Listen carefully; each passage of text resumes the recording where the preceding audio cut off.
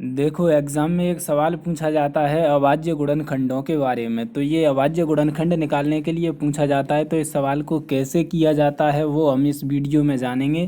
तो देखो इस तरीके का सवाल पूछा जाता है कि 20⁴ और इंटू 7⁻11 में अभाज्य गुणनखंडों की संख्या कितनी है। तो इस सवाल को करने से पहले पहले तो तुम्हें ये पता होना चाहिए कि अभाज्य गुणनखंड क्या होती हैं। देखो अभाज्य गुणनखंड वे होती हैं जो सिर्फ खुद से ही कटते हैं और एक से कटती हैं। जैसे 2 एक अभाज्य संख्या है, 3 एक अभाज्य संख्या है, 7 एक अभाज्य संख्या है और 11 एक अभाज्य संख्या है, क्योंकि ये खुद से ही कटेंगे या फिर एक से कटते हैं। तो इन संख्याओं को अभाज्य संख्याएं कहते हैं। तो इस तरीके से सवाल पूछा जाता है। देखो इस सवाल को कैसे जल्दी से जल्दी किया जा सकता है वो हम जानेंगे। देखो सवाल पूछा है कि आपके 20⁴ और इंटू 7⁻11 में अभाज्य गुणनखंडों की संख्या बताएं। तो देखो 20⁴ यानी 20 के अभाज्य गुणनखंड कौन से होंगे। एक तो होगा आपके 2, देखो सही से लिखते हैं, देखो एक होगा 2, ठीक है, और एक होगा 2 दूना 4, ठीक है, और एक होगा आपके 5। तो देखो ये तीनों ही अभाज्य गुणनखंड हैं कि नहीं।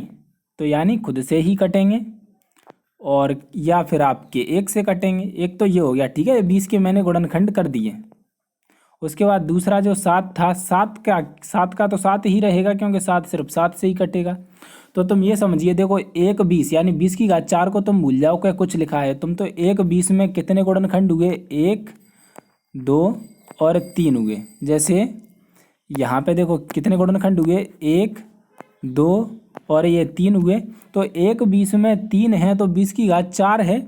तो ये यानी देखो प्रत्येक 20 के 3 गुणनखंड है। तो 20⁴ मतलब 4 गुने होने चाहिए क्या नहीं। तो 3 यानी 1 20 में 3 गुणनखंड हुए अभाज्य। तो 4 से मल्टीप्लाई कर दो तो 4 तिया 12 हो गए क्या नहीं, ये 20⁴ में, ठीक है। ऐसे ही आपके देखो इस 11 को तुम भूल जाओगे, 11 कुछ लिखा है तुम तो 1 7 में कितना गुणनखंड हुआ, एक अभाज्य गुणनखंड।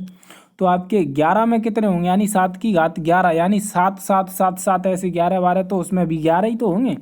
तो इसीलिए इन दोनों को जोड़ दो बस, तो टोटल गुणनखंड आ जाएंगे। तो आपके 12 और 11 को जोड़ देंगे तो आंसर आ जाएगा 23। तो अभाज्य गुणनखंडों की संख्या कितनी होगी, 23 होगी, ठीक है। तो आशा करता हूँ इस सवाल से आप समझ गए होंगे और दूसरा सवाल भी इसी तरीके का, उस सवाल से और अच्छे से समझ जाएंगे। जैसे देखो 30⁴ और 22⁵ और 34⁵ में अभाज्य गुणनखंडों की संख्या बताएं। तो देखो तुम ये जो घात लिखी है उसे तो भूल ही जाओ, तो बाद में देखेंगे। पहले तो 30 के अभाज्य गुणनखंड कौन से होंगे। तो देखो 30 के कौन से होंगे, एक तो होगा 2, एक होगा 3 यानी 2 तिया 6 और इंटू 5, ये होंगे 30 के गुणनखंड, ठीक है। यानी 5 × 15 और 15 दूने 30, ठीक है। उसके बाद आपके 22 के देखेंगे तो 22 के कितने होंगे, 2 और 11 होंगे अभाज्य गुणनखंड। और आपके 34 के कितने होंगे, तो 34 के देखेंगे तो आपके 2 और फिर 17 आ जाएगा। तो फिर ये 17 तो 17 से ही कटेगा। तो ये इसके अभाज्य गुणनखंड हो गए। अब बात समझ में आ रही है तुम्हें। देखो पेन चेंज कर लेती हैं। देखो आपके 30 के गुणनखंड कितने हुए, आपके 2 हुए, 3 हुए, 5 हुए, एक 30 के। तो आपके ये 30 कितनी है, यहाँ पे 7 घात लगी है तो 7 30 है ना। तो 7 30 के कितने होंगे, यानी एक 30 में 3 गुणनखंड हुए ये तीनों। तो ऐसे ही 30 7 बार होगा तो यानी 3 7 21 हो गए क्या नहीं, ठीक है, 21 हो गए क्या नहीं।